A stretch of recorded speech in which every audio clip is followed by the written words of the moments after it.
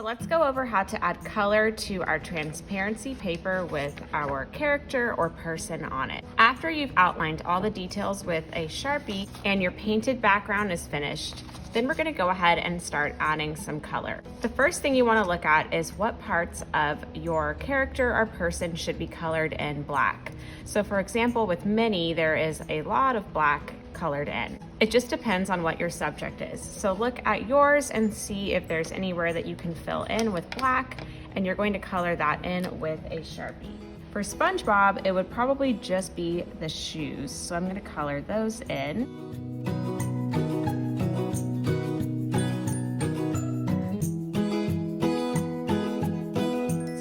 That I'm missing one of the little rectangles here that I didn't outline. So make sure that you got all of the details. You might notice when you start coloring that there's something you forgot. If you need to, go back over it and outline what you missed. I ended up coloring in the shoes, these little rectangles on his shorts, and the center of his eyes. Now for the rest, I'm going to use some colored Sharpies. Now we have a variety of colors, but we might not have every color that you need.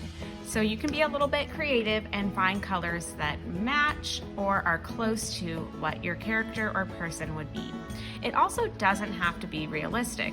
Like for Minnie Mouse, I could have chosen to do her outfit in a completely different color and her shoes and make my own style of Minnie. You can choose what works best for you, but you should add color to your character or person.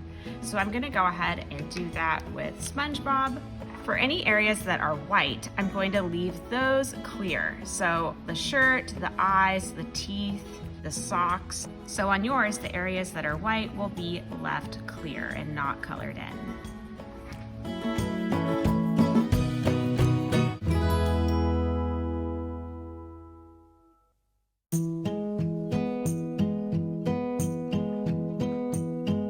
SpongeBob is colored in, there might be some areas of your outline that you might want to make a little bit darker. Sometimes when the Sharpie dries and you've colored to the edges of it with the colored Sharpies, the black outline gets a little bit erased. So I would go back around at least the edges of your drawing and make the outline just a little bit darker, and this will make it stand out a little bit more.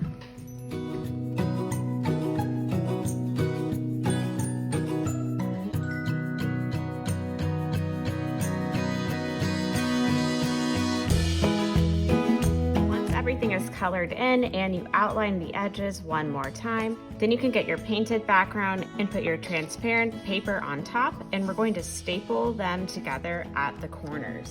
So when you staple, you're going to want to staple right at the edge. We don't want to staple way into the middle, just right at the edge of each corner.